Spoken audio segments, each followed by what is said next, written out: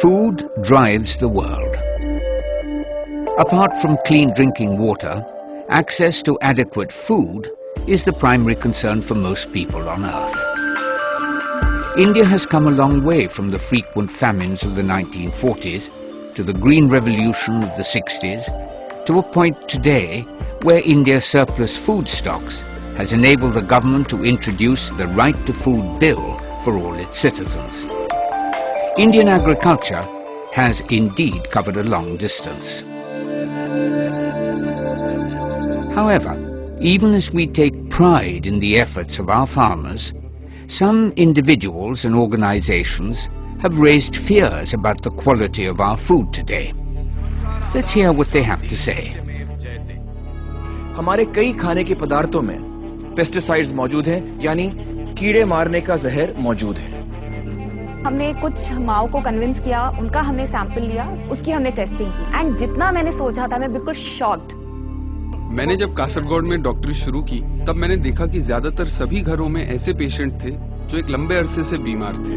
एक एंडोसल्फान और क्लोरोपाइरिफॉस इस तरह के कुछ पेस्टिसाइड्स हैं, तो एंडोसल्फान करीब 800% ज्यादा मिला उस माँ के दूध में। 800%? जी। जयपुर के अंदर जितने भी महिला चिकित्सालय हैं उनके अंदर हमने स्टडी करी कि बच्चा जब जन्मता है तो जन्म के समय उनके अंदर कुछ विकृतियां होती हैं जिसमें कि मस्तिष्क विहीनता, माने बच्चा जन्मा और उसके दिमाग ही नहीं डेवलप हुआ, क्योंकि माँ जो है जो सब्जियां फल खा रही है उससे उसको जी हाँ उसमें पेस्टिसाइड है। जी हाँ। तो ये IIT कानपुर में आपने ये रिसर्च किया? जी हाँ। If true, these revelations deserve the highest degree of concern. Coming from none other than Aamir Khan and aired on his popular television show Satyamev Jayate, should we doubt its integrity? But then, truth is not thrust on people by loud talk and thunderous applause. It is that which prevails. It would surprise many to know that Dr. Rashmi Sanghi, who put us all on our toes by her startling revelations about the presence of endosulfan in mother's milk in the samples she collected from Bhopal, never actually visited Bhopal. Nor did she conduct the research for and on behalf of the IIT Kanpur, as she claimed. Based on an RTI application, the response from the esteemed institution, as well as from her, reveals the truth. In fact, her published paper states that all the women from whom samples were collected did not suffer from any illness in the recent past, had normal deliveries, and that both mother and infant appeared healthy. Is it not miraculous for all of them to lead healthy lives with endosulfan levels in their blood 800% more than the permissible limit? Moreover, if the problem is as common as it is being made out, then why did Ms. Sanghi have to abort her research due to difficulties in finding other suitable samples from other parts of the country? Remarkably, neither the researcher nor the presenter cared to find out the source of the poison. Consequently, was it proper to draw a hurried inference that the endosulfan in breast milk originated from the intake of vegetables and fruits contaminated by pesticides? Half-hearted research makes only half-cooked stories. These speculations are cleverly sprinkled in such programs to shock viewers and get their sympathy. Let us now take the case of Kasargod that left Dr. Mohan Kumar perplexed and concerned. Cancer, neurological problem, cerebral palsy, दिमाग का लकवा, मानसिक बीमारियां, मिर्गी के दौरे, बच्चों में विकलांगता, एक दूसरी चीज महिलाओं में मिसकैरेजेस यानी गर्भपात। तब मुझे अंदाजा ही नहीं था कि इस सब के पीछे एंडोसल्फान है। The hue and cry with respect to Kasargod was similar to the qualms raised by Dr. Kabra. पूरी ऊपर से खोपड़ी खुली रहती है, दिमाग बना हुआ नहीं रहता है। इसका पेस्टिसाइड के साथ क्या संबंध है? हमें मालूम है कि ये फोलिक एसिड एक विटामिन होता है, तो फोलिक एसिड की कमी के कारण से ये होता है। अच्छा। अब सवाल ये था कि इन महिलाओं के अंदर कमी क्यों हो रही है? वहां वो पेस्टिसाइड्स यूज हो रहे थे जिनका हमें मालूम है, जिनको हम कहते हैं टेराटोजेनिक। टेराटोजेनिक माने ये जो हैं, जो गर्भ के अंदर ये विकृति कर सकते हैं। Scary scenarios indeed. To verify the claims, we spoke to the country's leading agri-scientist on plant protection at the Indian Council of Agricultural Research, New Delhi. Now, much of these things have emotional analysis than scientific analysis. It is very clear to all of us that pesticides are used only in agricultural farms. But many of those clinical reports are from those locations which are far away from agriculture. Now, if somebody is using some toxicant, himself and his family or her family should be the first target of such episodes, which we have not ever seen. In all those cases, be it in Malwa region of Punjab, in Jaipur or in Kasaragod, it is not at all clear whether those episodes can be directly related to a pesticide use alone. Hence, what is the unreal or surreal situation we have created by mystifying that aerial spraying of endosulfan caused birth defects or cancer or teratological problems is a issue which has to be deeply analyzed with large sense of scientific temper. The fact of the matter is that some vested interests were keen to attribute every ailment in the area to the spraying of endosulfan. An open letter to the Chief Justice of India was published in various newspapers bringing out this fact. No teratogenic pesticides, pesticides that cause birth defects, are allowed for use anywhere in the world for foods for international trade. The Indian law does not allow any pesticide to be registered or licensed if they have any mutagenicity, carcinogenicity or teratogenicity potential. With my last 30 years experience as a toxicologist, I can tell by conviction that none of the currently registered pesticides in India is a teratogen or a carcinogen. So it is for Dr. Kabra to prove that the scary diseases he so overwhelmingly speaks of are in fact caused by pesticides. To grab viewers' attention even more, their fear psychosis has been touched intentionally in the program. One such effort calls the Bhatinda-Bikaner mail train the Cancer Express. हालात इतने खराब हैं कि राजस्थान के बीकानेर जिले के एक charitable cancer अस्पताल जाने के लिए पंजाब से एक ट्रेन चलती है। भटिंडा से बीकानेर जाने वाली इस ट्रेन को कैंसर ट्रेन कहा जाता है। Well, the government is aware of the large type of rhetorics and publicity which has come up in recent times to alarm the communities of consumers in this country in regard to the overbearing load of pesticides as they are perceiving. Bruce Ames at the University of California, Berkeley, became world famous for inventing the test that the world uses to assess the danger of pesticides. He found that half of today's synthetic pesticides cause cancer in humans at high doses. And everybody said, oh, we must stop using the synthetic pesticides. But then he tested the natural pesticides that are in our food, mostly in our fruits and vegetables, put there by Mother Nature to protect them, the produce from insects, fungi, bacteria. Half of the natural pesticides cause cancer in humans at high doses. The dose causes the poison. There is no difference between a remedy and a poison other than the dose. So whereas 1 aspirin a day will cure your headache and help prevent heart attacks, 50 aspirin will kill you. And that's the same thing. Under the dose testing, the synthetic pesticides show that they're cancerous at very high doses. At the residue levels that people are exposed to, there's no indication they cause any harm whatsoever, and in fact, they may actually make us healthier than untreated foods. Detoxification is possible of even pesticides in nature, on crop plants, on insects, on the target organisms, on the non-target organisms, including human beings. There is no misplaced fear that pesticides are going to be harmful at any cost. And the pesticide residues today are to the point where 1 cup of tea has about 1,000 times greater theoretical cancer risk than a year's worth of pesticide residues. It should be the furthest thing from their mind. So one thing is clear. Practically anything from tea to salt to pesticides could be fatal in high doses. That brings us to the critical question of how much pesticide residue from the fields is actually reaching our kitchens. To find out, we visited the country's premier research laboratory for monitoring pesticide residue at the national level.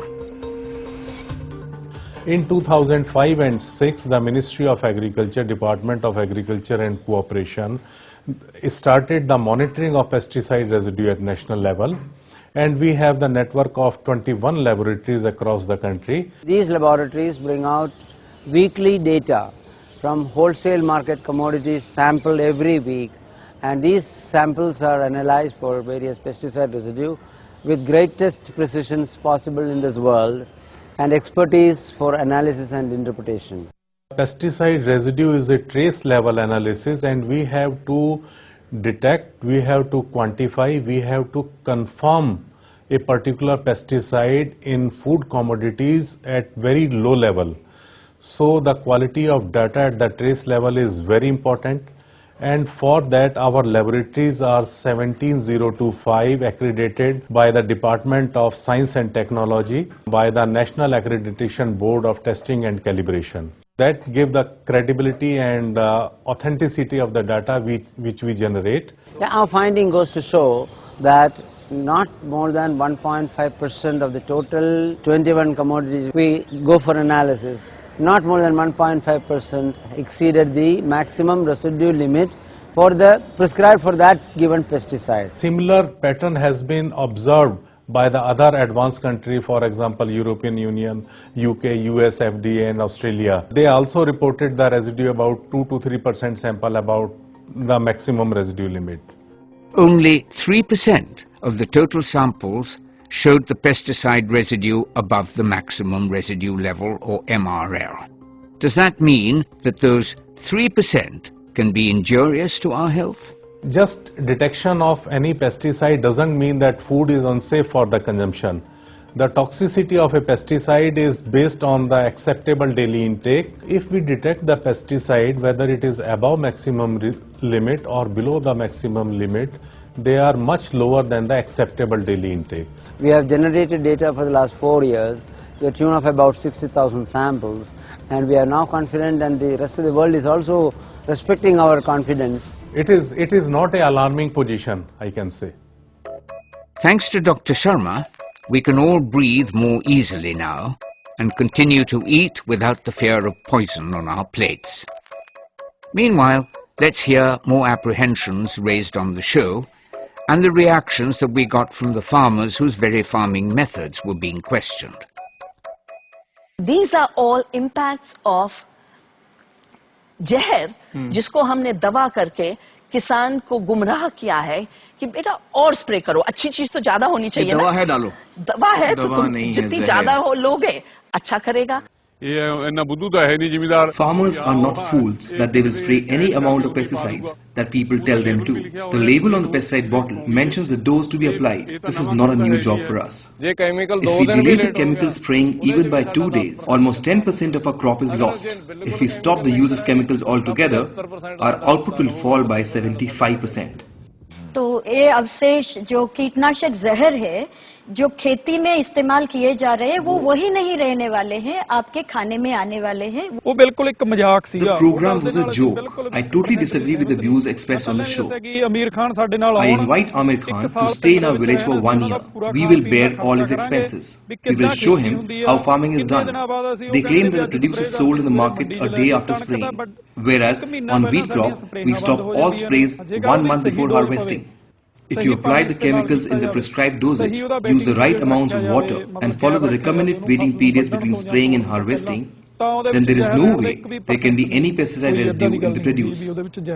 बात यह है कि देखिए जो शहर में आदमी रह रहा है उसके आम के बारे में जो हम लोग जानते हैं वो लोग नहीं जानते हैं, और हम लोग अगर जहर में आम धोएंगे बनाएंगे तो क्यों खाएंगे. हम लोगों को मेन आम ही खाने मिलता है, और हम लोग कहाँ ये फल कहाँ इतने महंगे खा पाते हैं. फ्लावरिंग के टाइम ये धुलाई जो होती है ये आम पे नहीं होती है, ये तो फूल के ऊपर धुलाई होती है. उसका दवा से कोई टच ही नहीं है। हम लोग अगर धोएंगे नहीं तो ये जो फ्लावरिंग है, ये जो कीड़ा है, कीड़ा आम को चूस लेता है, बोर को फ्लावरिंग को चूस लेता है, फिर इसमें आम बैठने नहीं देता है। हमारा सऊदी अरब भी आम जा रहा, हमारी बाहर मुल्कों अपने जो जिसका जहाँ पे सेटिंग है एक्सपोर्ट का वो अपनी सेटिंग कर रहा, लेकिन आम हमारी ही मंडी, हमारे ही किसानों से हमारी ही पैकिंग में आम ले रहा। अगर कोई जहर संबंधी कोई मामला होता तो ये हमारा आम एक्सपोर्ट बाहर क्यों जाता? Notably, the Sikkim model of organic farming was highly recommended in the show. Even while appreciating the Sikkim model, we must be aware of the official statistics in terms of average yields per hectare of crops in Sikkim in comparison to an intensive farming state like Punjab. The figures speak for themselves. Let us not forget that a judicious use of agrochemicals and fertilizers led to our green revolution in the 1960s, so much so that we have never faced a famine-like situation that was so frequent earlier. Over the last decade, availability of high-yielding seed varieties, scientific improvements in agrochemicals, and innovative agricultural practices have spread the success story to many other states across the country. Today we can be proud of being the world's leading producer of many agricultural commodities.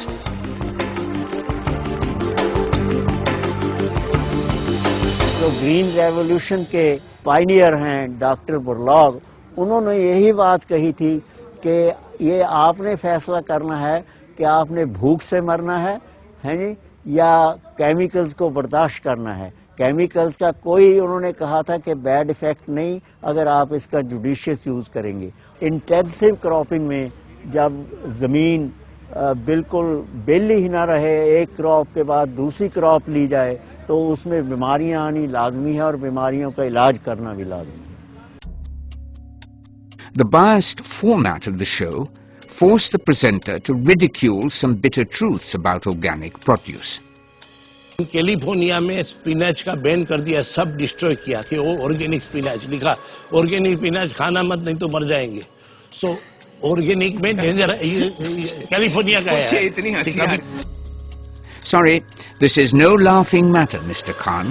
We wish you were more acquainted with facts rather than being enamored with fiction. In 2006 in the United States, we had a spinach outbreak that killed 15 people of E. coli. And it turns out it was organically grown spinach, and they traced the E. coli, the offending bacteria, to naturally raised, all grass-fed beef farm about a mile away from the spinach field. In Germany, just last year, more than 40 people died, and many thousands had permanent kidney damage from organic bean sprouts, which were contaminated with manure, sewage going on them for fertilizer. Instead, in conventional agriculture, mostly we use clean nitrogen fertilizer with no bacterial contamination. Assaults on agrochemicals or pesticides are not new. There have been many instances in the past aimed at maligning the industry, but almost on each occasion, the accusers have had to eat their own words and tender unconditional apologies, or even lose in courts of law for baseless allegations. It would not be wrong to say that the advocacy against agrochemicals is a sponsored strategy to create a niche for organic produce in the market. The most important thing for consumers to know is that the organic claims are a marketing claim. And the USDA does not have organic in its food safety division. They have organic in its agricultural marketing division. In the first place, the word organic is misused in the term organic farming. The word organic in science means carbon-based. We are organic. This tree is organic. All food is organic because it's all carbon-based. Therefore, to say that organic farming is somehow superior is only a marketing term, or what you might call propaganda. Traveling in parts of Punjab, we came across progressive farmers who felt frustrated, rather cheated, by the equivocal dealings of such propagandists. सोचता था कि कुछ पढ़े लिखे होने का फायदा भी हो, तो ये सोचा था कि कोई नई चीज मैं करूं, तो मैंने स्टार्ट करा था ऑर्गेनिक फार्मिंग से। मैं रजिस्टर्ड फार्मर हूं with the organic council of Punjab. मैंने 2-3 साल उनके साथ बहुत बढ़िया खेती करी, लेकिन बाद में पता चला कि वो एक फार्मर को कहते हैं ना चक्करगिनी की तरह घुमा रहे हैं। वो कहते हैं कुछ है, होता कुछ है। फॉस्फोरस की कमी के लिए क्या चीज चाहिए? इनऑर्गेनिक में तो डाइमोनियम फॉस्फेट है, बट दे से कि यूज रॉक फॉस्फेट। तो जो रॉक फॉस्फेट है that is the raw material for DAP also. अब ये एक डुअल पॉलिसी सी होगी, इस साइड में यूज करो तो ऑर्गेनिक हो गया, वही चूज इधर यूज करो तो वो इनऑर्गेनिक बन गया। The other negative about organic farming is it uses more land to produce the same amount of food. Therefore, we have to cut more nature away in order to grow the same food. वो कह रहे थे कि आपने जब organic farming करनी है तो आपको 1 एकड़ के साथ में 20-20 फुट जगह छोड़नी चाहिए। अगर 1 एकड़ के आजू बाजू 20-20 फुट जगह छोड़ दो तो मेरे पास बचेगी कितनी? The other negative thing about organic food is it costs more money. It makes no sense. You don't see poor people going to the store and buying organic and paying twice as much for the same thing. ये sir लोग जो organisations हैं, they come to the farmer, उसको बहुत बड़े-बड़े वो बताते हैं कि इसका ये होगा, आपका गेहूं 3000 रुपए किलो बिकेगा। सर क्वांटिटी देखो कितनी कम हो जाएगी, ठीक है? आपका बासमती इतना महंगा बिकेगा। सर बासमती कहाँ बिकता है? You go to Rajpura market, यहाँ से 40 किलोमीटर दूर है, यहाँ पर लोग रो रहे हैं। These people think farmers एक एक्सपेरिमेंटल बेस्ड है, इसके ऊपर जितना आप एक्सपेरिमेंट कर सकते हो कर, ताकि आप इनका एक्सपेरिमेंट गवर्नमेंट को दिखा सको कि हमने ये कर दिया, हमने ये कर दिया। Our farmer friends from Punjab had a piece of advice for Aamir Khan. The claim that we are spreading poison through our produce would obviously anger the farmers. Instead, it would have been worthwhile to conduct a program through an expert for safe and judicious use of chemicals. If they insist on organic farming alone, the entire nation would starve and nothing else. Thanks to science and technology, we're not just free from hunger today, but we can now be doubly sure of having safe food. Now, whether this fear being created about the food we eat is for real or merely rhetoric, that's for you to decide. This industry has continually evolved, continually made its products safer. If people really knew the science and the chemistry of it, they would just stop worrying about this altogether. Our food on planet Earth has never been safer to eat than it is today.